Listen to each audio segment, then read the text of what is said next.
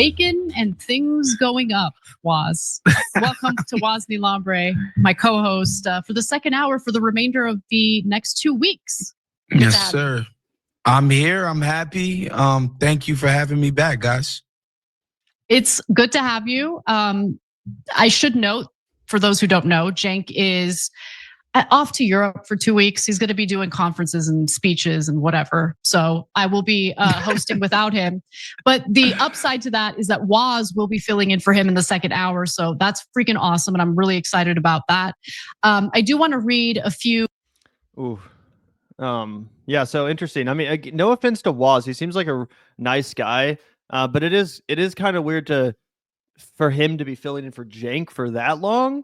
And that is one of the reasons why it seems unplanned, at least to me, or not properly planned, or maybe there's just not a lot of talent left at TYT, so they have to go with a guy like that to fill in for Cenk. Again, I'm not trying to be mean to Waz. He seems like a really nice guy. I'd happily grab a beer with him. But I just mean, like, as far as his profile, he doesn't have that much name recognition in the space. It seems kind of weird that he'd be filling in for almost 2 weeks of broadcast time, specifically during this real rough patch that TYT is going through. I mean, I think it's fair to say they're going through a real transitionary period, a period of change, if you want to put it charitably, a total crash and burnout, if you want to not put it charitably. Cenk should be here. He should be holding down the ship, steering the wheel on board the SS Young Turks. It is kind of bizarre timing.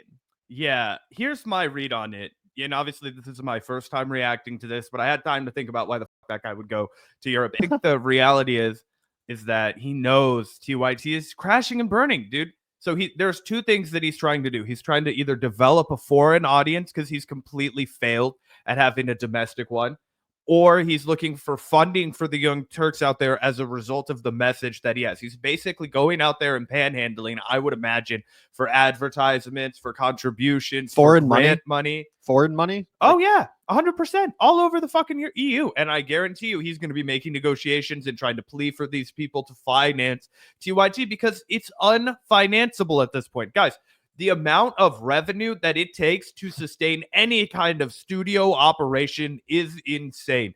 You have to be running on such a bare bones team, and you have to be so financially smart with how you're planning everything. I mean, it is very difficult, right? And when he says he has 75 employees, we know that's a lie. Even if he has a dozen employees, guys, think about paying a dozen employees in Los Angeles, California in the year 2025. Okay, let's say they were all paid like dog shit and the average salary is like 60 grand. And I'm not saying that's dog shit. I'm just saying that's about the fucking bottom of the barrel for being an on-present media person. That's about that's the more money than I've ever made in my life. I guess I should clarify. But what I'm saying is, like, let's not imagine any lofty salaries for anyone. When you get into media, a lot of times people demand very high salaries. So let's just assume that that's off the table for anyone. Is, I guess, a less clumsy and less rude way of saying that. You know what I mean? That's still, $700,000 at the end of the year. You know what I mean? That's still a lot of money just right there. So how is the Young Turks generating more than $700,000? I'll tell you, the Vanguard would never sniff $700,000. We wouldn't even sniff generating $350,000. That would be absolutely insane if we started generating that much money. We wouldn't know what the fuck to do with that much money, right? Yeah. 100%. I mean, so I think they're thinking, I think the ship is going down. And your comment about Waz, I think there's a very key reason why they went with that guy. I liked Waz a lot when he was on the Michael Brooks show, and I haven't paid any attention to what he's doing, unfortunately, since then. But I will say the one or two times that I've noticed he's crept up on my feed, he was 100% siding with Ana Kasparian in some Twitter beef. He was 100% there to be like, the left is crazy for being mean to Ana Kasparian. Why can't the left just be nice to Ana Kasparian? Like, oh my goodness.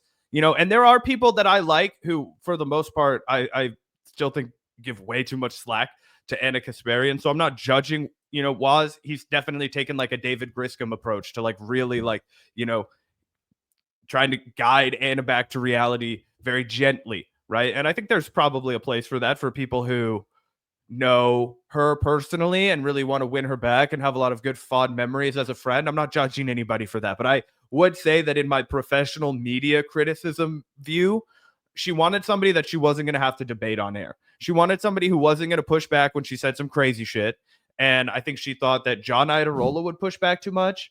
I think she thought that even Jordan Ewell would push back too much. And she sure shit wasn't going to have Francesca come back to do the stand-in. So I think it just left her with somebody that was going to nod along and agree. And it was also still somebody that the TYT audience was familiar with. If you're a long-time TYT listener, you probably know Waz. He's popped up at some point or another. Oh, yeah. And like I said, I have nothing against him. Sure. Seems like a nice guy. But yeah, out of everyone that's associated with TYT, John Iadarola, Jordan Ewell, he's definitely, not one of the bigger names necessarily, right? He's definitely someone that has less name recognition in the political space. I don't even know if he has his own show, to be honest. Again, no disrespect to the guy, but it doesn't seem like he's the logical choice to be a Cenk replacement, a fill-in host for that long.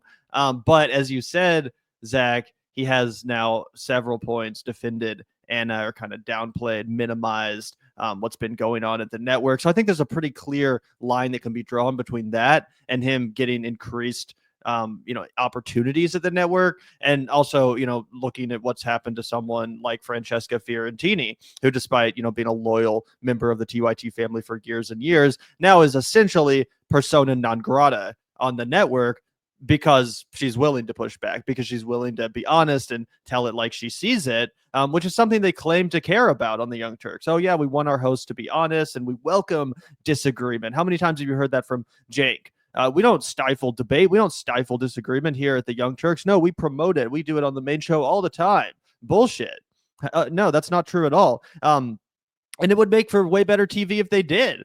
I would watch the Young Turks with, way more intently, not just because I had to, right? If they actually had these sort of debates and discussions and tensions explored on air, because that's what's entertaining, right? That's what makes political commentary good. When you're actually having those kind of good conversations, right? So it's really unfortunate, but yeah, I think it's really bizarre timing for Cenk. Like I said, it's undeniable that TYT is in a weird spot right now. They don't have a lot of defenders, if any.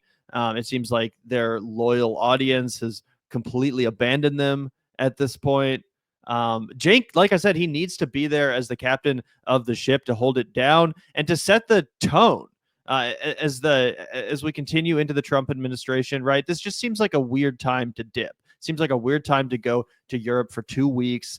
So I agree. It's either to try to grovel for money, maybe try to, get some financial connections to make his new pack a reality. Who knows? But it's also possible that he's just kind of giving up on the Young Turks, Zach. And, we've heard from behind the scenes that the situation is bad there. It's really dire. So, maybe he's just like, fuck it. I'm done trying to save this. I'm out of here. Yeah, we'll have to see what happens. Specifically, if Ana Kasparian actually leaves the network, as I've been predicting for a while now. I still think that's definitely a possibility.